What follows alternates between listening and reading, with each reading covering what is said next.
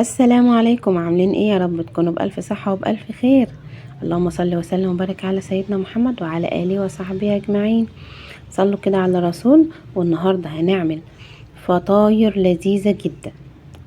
النهاردة هنعمل حاجات من حاجات الأفران زي ما انتم متعودين مني.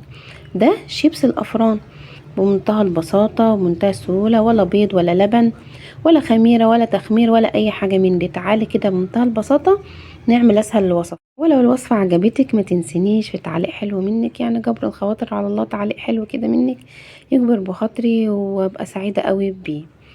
ولايك من عندك يكون كتر ألف خيركم يا أحلى مشاهدين في الدنيا. معانا هنا نص كوباية من المية عادية جدا، ومعانا تلت كوباية من الزيت أو زيت على سمنة زي ما انت عايز. معانا معلقة صغيرة من الملح، ونص معلقة كمان من السكر، ومعلقة كبيرة من الصلصة. بس كده بمنتهى البساطة اهو. هنقلبهم وهنسيبهم على جنب شوية. لو هي سايحة مفيش مشكلة. معانا هنا نص كيلو، ربع كيلو من الدقيق. انا اسفه، ربع كيلو بيساوي كوبايتين ونص من الدقيق بالظبط، ومعلقه صغيره بيكنج باودر. بس كده كل مقاديرنا بمنتهى البساطه. نقول مقاديرنا تاني واحنا شغالين كده.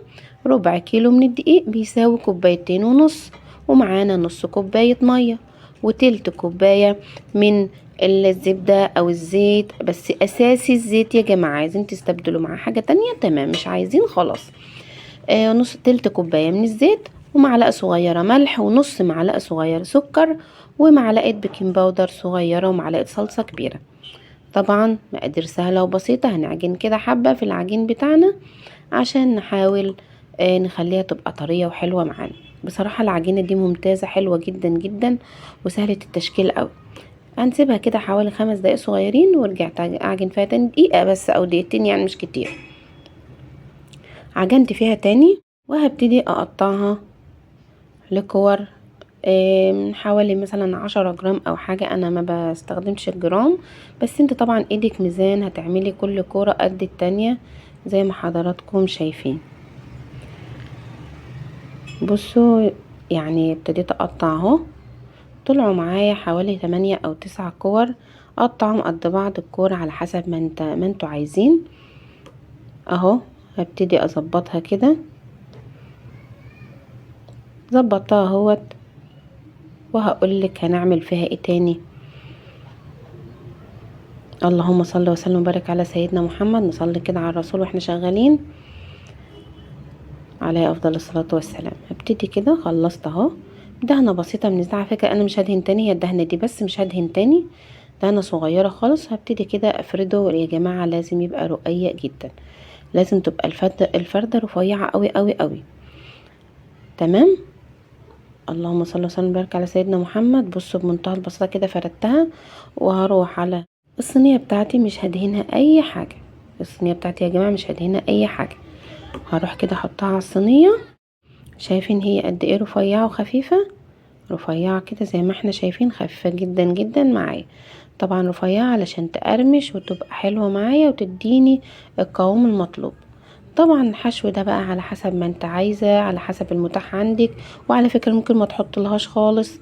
هبتدي انا اعمل واحدة تانية اهو، توريكم واحدة واحدة.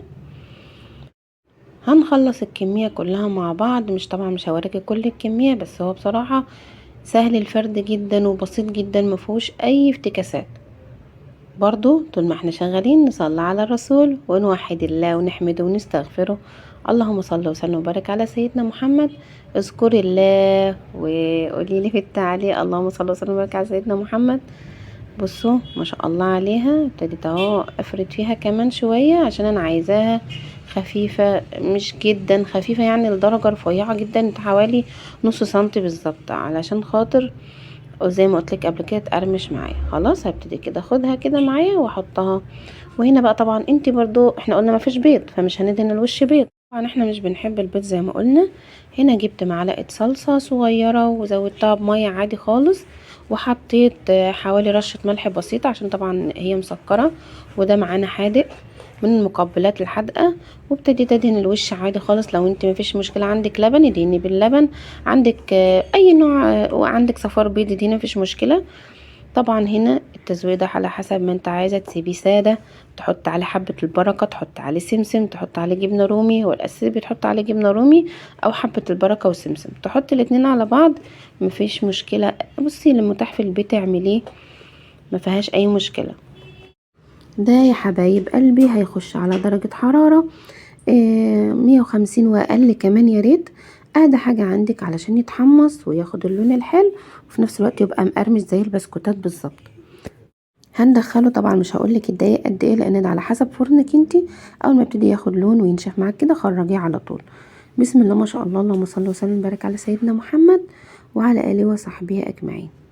نصلي على الحبيب ونقول اللهم صل على النبي. طبعا هتخرجوه زي الفل لما تخلصوا الوصفة ان شاء الله وعجبتكم وطلعت ناجحة معاكم بالمقادير ديت. ما تنسونيش في تعليق حلو منكم وتقولوا لي اخبار الوصفة معاكم ايه. وان شاء الله ان شاء الله لو في اي تكايه او تركات حطوها لي في التعليق وانا ان شاء الله هجاوب عليها. بصوا انا حبيت اكسرها، حبيت اوريكم ان دي اتخن واحده محطوطه، حبيت اكسرها عشان اوريكم شكلها عامل ازاي. بصراحه دقته تلاقي الطعم خرافه. ما تكتريش السكر عشان ده من المقبلات المالحه شويه. حلو الكلام، على قد ما تقدري قللي السكر وخلي معاكي دايما المقادير كده ماشيه مظبوط ان شاء ربنا، وقرض هتلاقيها معاكي خرافيه بجد، انت مش هتشتري من بره تاني. وان شاء الله ان شاء الله ما بخلش عليكم باي فيديو.